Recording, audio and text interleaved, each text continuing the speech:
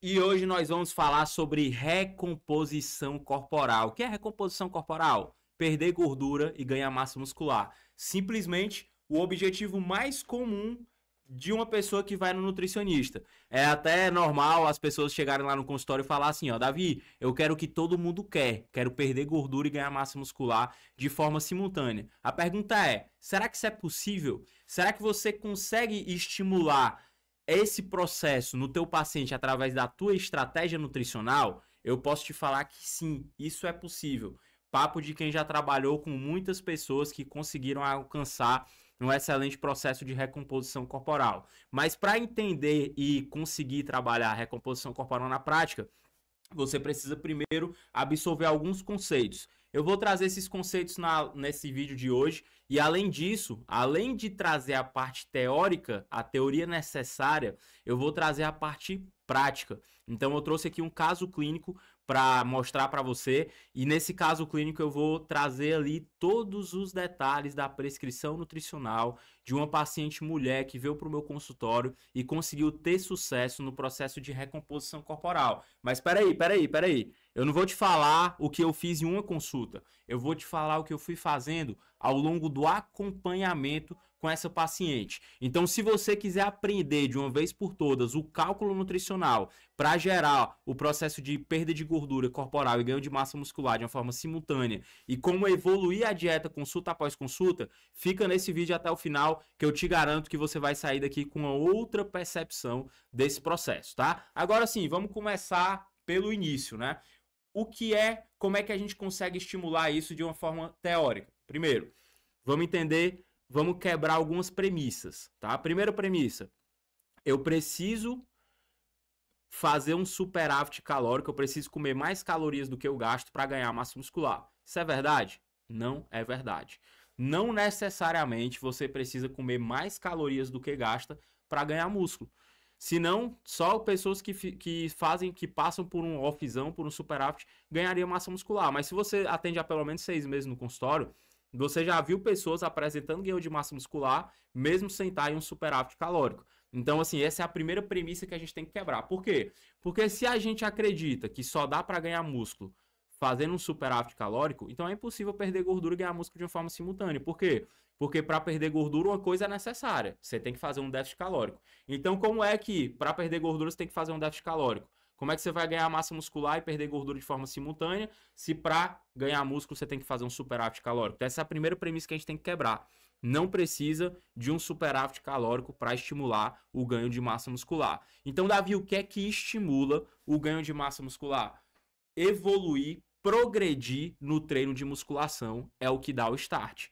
Então, assim, quando o teu paciente ele treina poucas vezes na semana, quando ele faz um treino mal feito, quando ele não consegue progredir carga, e aí ele passa a treinar mais vezes na semana, a pegar a orientação de um profissional de educação física qualificado, ele passa a forçar, a evoluir mais no treino, o que é que vai acontecer? Ele vai estimular aquela musculatura a sintetizar proteína.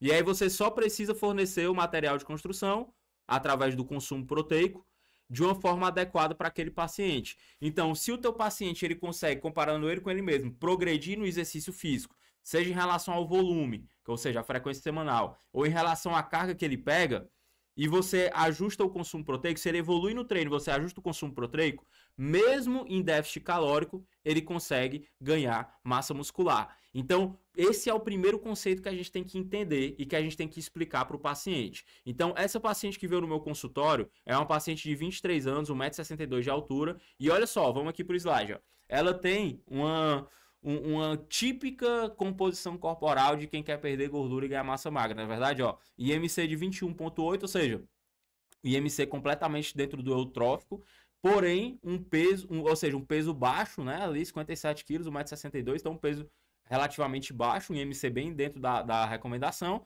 porém um percentual de gordura de 31%.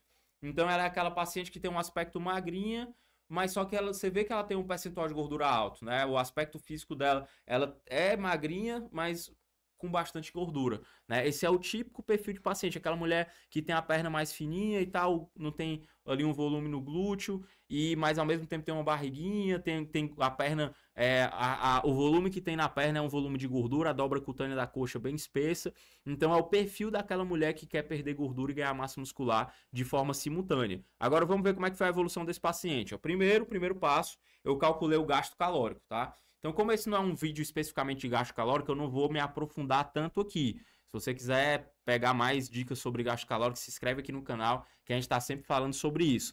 Mas eu uso essa planilha para calcular o gasto energético, você pode usar essa planilha, pode usar também outras formas de outros sistemas que você deve utilizar para calcular o gasto calórico. Mas eu basicamente utilizei a fórmula de Cunningham, que é uma fórmula para medir o gasto energético de repouso, ou a fórmula de Mifflin. Eu poderia ter utilizado uma dessas duas fórmulas. E na verdade até que deu bem parecido, né? As duas fórmulas aqui. Então, se eu fosse usar uma ou outra, ia dar mais ou menos a mesma coisa, tá? Normalmente, para mulheres com esse perfil de composição corporal, eu vou utilizar aqui a fórmula de Cunningham, certo? Por quê? Porque é uma mulher que ela vai meio que manter, ela vai ganhar massa muscular com o tempo, né? Então a fórmula de Cunningham ela vai mudando, já que ela leva em consideração a massa magra, e a fórmula de Mifflin não, ela não vai mudando porque ela leva em consideração o peso, a altura, a idade e o sexo, tá? Mas de qualquer forma, seja qual for a fórmula que eu escolhesse, ia dar bem parecido. Mas nesse caso aqui, eu acabei escolhendo a fórmula de Cunningham, beleza? E aí eu utilizei aqui um fator atividade de 1.375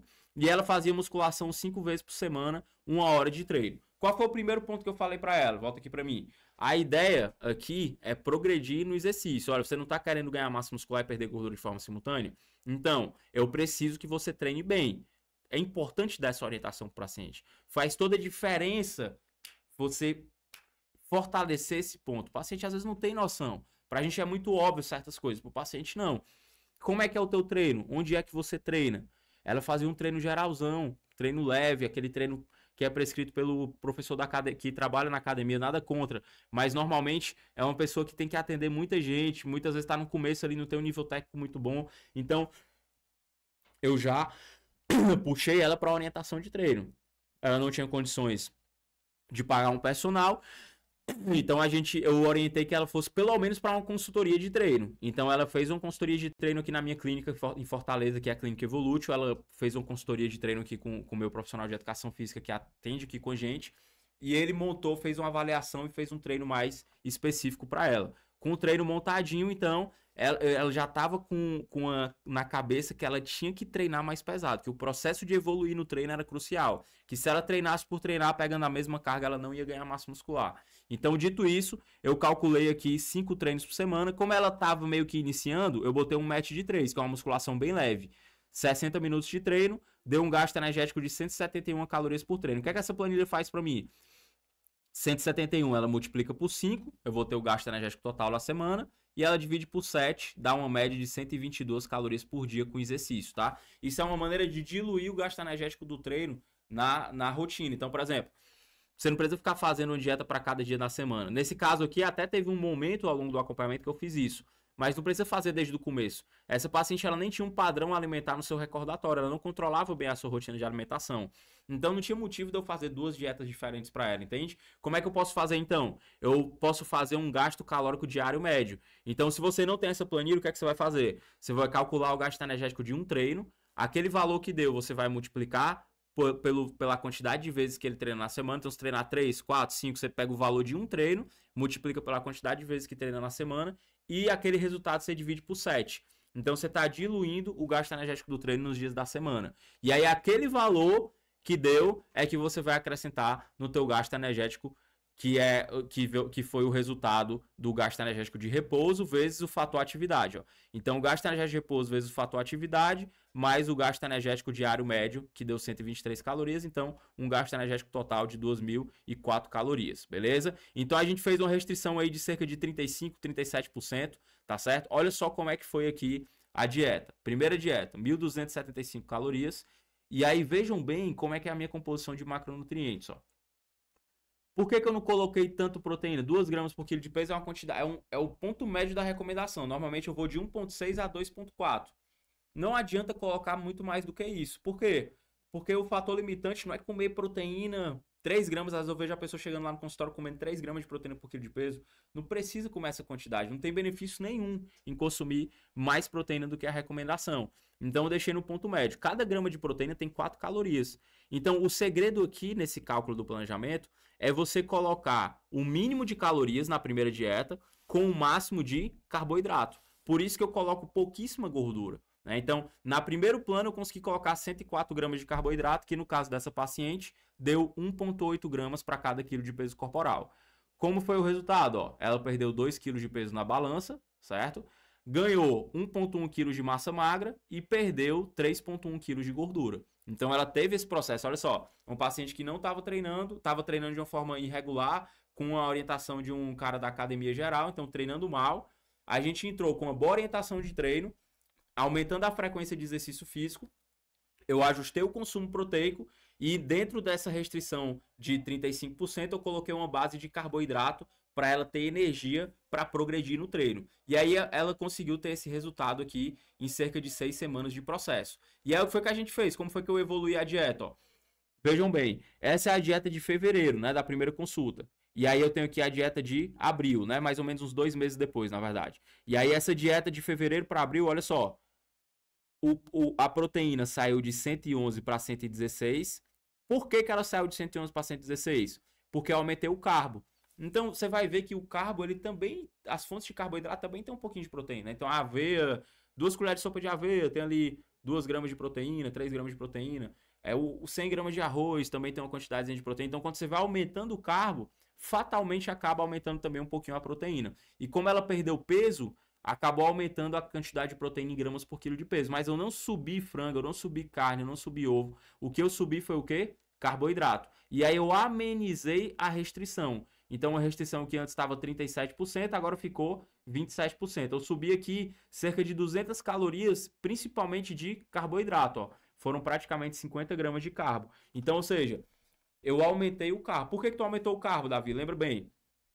O que gera o ganho de massa muscular? Não é evoluir no treino? E eu preciso de quê para evoluir no treino? Aumentar o consumo de carbo. No começo, um treino novo para ela, uma dieta ajustada, já era suficiente para ela evoluir no treino. Agora, para ela continuar progredindo, porque se ela não continuar progredindo, vai parar por aqui. Ela não vai ganhar mais massa magra. Ela precisa progredir no treino para continuar ganhando massa magra. Para ela continuar progredindo, eu preciso o quê? Aumentar o consumo de carboidrato. Então, foi justamente o que eu falei para ela. Ó, a gente vai subir o carbo para você continuar progredindo no treino, só que você tem que forçar isso. Treinar bem, você tem que forçar, tem que controlar as refeições fora do plano. A gente colocou uma meta semanal ali de 2 a 3 refeições por semana. E aí a gente conseguiu fazer uma dieta com 148 gramas de carboidrato, 1.473 calorias.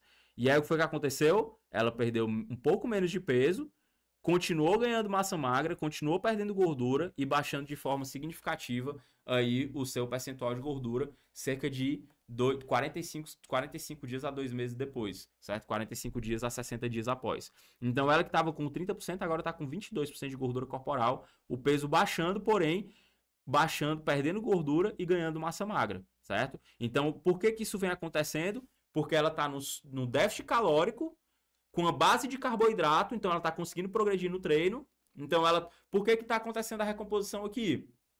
Porque ela está comendo menos calorias do que gasta e está progredindo no treino.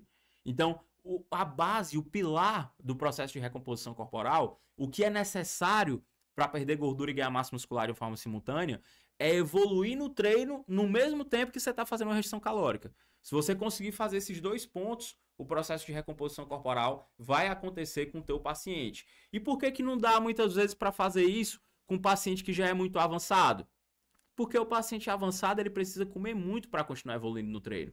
Então, se você tem um paciente que já treina há muitos anos e você faz uma dieta de 1.400 calorias para ela, uma paciente, uma mulher que já treina há muitos anos e ela vai fazer uma dieta de 1.400 calorias, 1.300 calorias, ela não vai conseguir progredir no treino.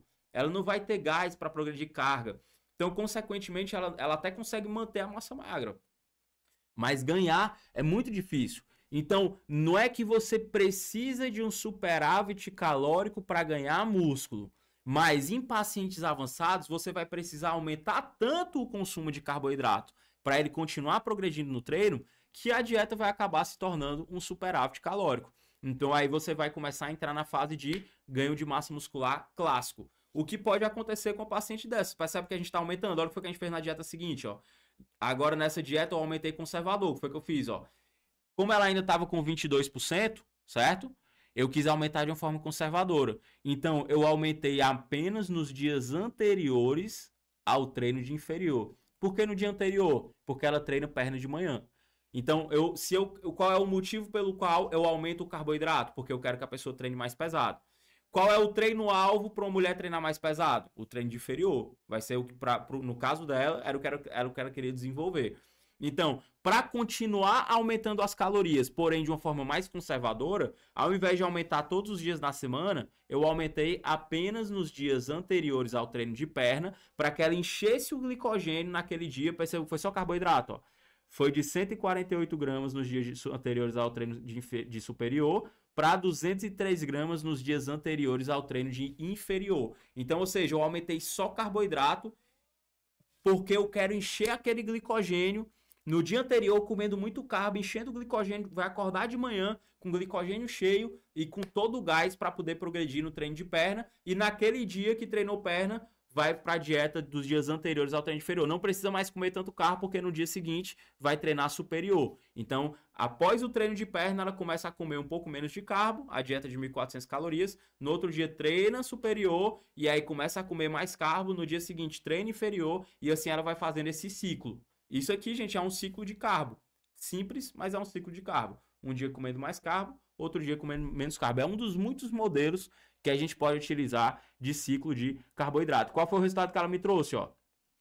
Perdeu um pouco menos de peso, porém ganhando massa magra e continuou perdendo bem gordura. Baixou mais 3% de gordura e agora ela está com 19,2%. Essa foi a última dieta aqui desse caso clínico, a última avaliação. E aí, olha só, ela perdeu 4,9 quilos ao longo do acompanhamento, entre fevereiro e agosto. Ganhou 2,7 kg de peso magro, perdeu 7,39 kg de gordura e baixou 11% de gordura corporal. Então, isso é um processo de recomposição corporal. Então, você não viu aqui a paciente perdendo 7 kg de gordura e ganhando 7 kg de massa magra. Não é desse jeito. Quando você vê isso, é erro de avaliação, certo? Você viu ao longo de meses a paciente ganhando massa magra e perdendo gordura, ganhando massa magra e perdendo gordura ao longo de meses. E no final desses meses de acompanhamento, que foi entre fevereiro e agosto, então no final de 6 meses de acompanhamento, ela teve uma redução significativa de gordura com o ganho de massa magra. Só que o que acontece? Essa paciente já está com dieta próxima ao consumo calórico, próxima ao gasto calórico, desculpa. Então a gente foi subindo ali, ela já está no dia inferior, nos dias anteriores ao treino inferior, ela já está comendo 1.700 calorias. Qual vai ser o próximo passo? Aí eu pergunto para ela. O próximo passo aqui é o quê? É manter essa dieta de 1.700 calorias todos os dias na semana, não só nos dias anteriores ao superior, já vai ser mais uma aumentada. Retorna de novo e aí eu vou perguntar para ela, o que é que tu quer agora? Tu quer dar uma secada maior ainda? Então tu tá aqui provavelmente agora com 17% e tal, tu quer secar mais ainda? Ou tu quer começar o processo de hipertrofia puro mesmo? Tu quer começar a fazer o superávit calórico? Porque o teu gasto calórico tá aqui. A gente foi vindo devagarinho, agora já chegou até aqui, ó. Aqui a gente só tem 2 caminhos. Ou a gente começa a esquecer de perda de gordura e começa a ganhar músculo, porque agora tu não vai mais perder gordura. Ou então a gente corta as calorias de novo e tu vai dar uma secada monstro, mas não vai ganhar massa magra. Então, ela precisou escolher o caminho de ganhar músculo ou perder gordura depois das fases iniciais do processo. Beleza? Então é assim que se trabalha recomposição corporal na prática clínica. Tentei trazer tudo para vocês aqui hoje de uma forma clara, didática, e eu tenho certeza que você não vai encontrar um conteúdo tão completo disposto de uma forma gratuita. Então, para você continuar tendo conteúdos desse jeito, eu preciso saber se você está gostando, se está dando certo, se é algo legal. E o meu marcador para isso é o like. Então já deixa o teu like aqui, se inscreve no canal. Se os vídeos estiverem rodando bem, eu vou continuar trazendo vídeos desse tipo aqui para você aprender aqui de forma gratuita no nosso canal do YouTube, beleza? Um grande abraço para todo mundo, não deixa de se inscrever, não deixa de curtir, ativar as notificações para você receber os próximos vídeos.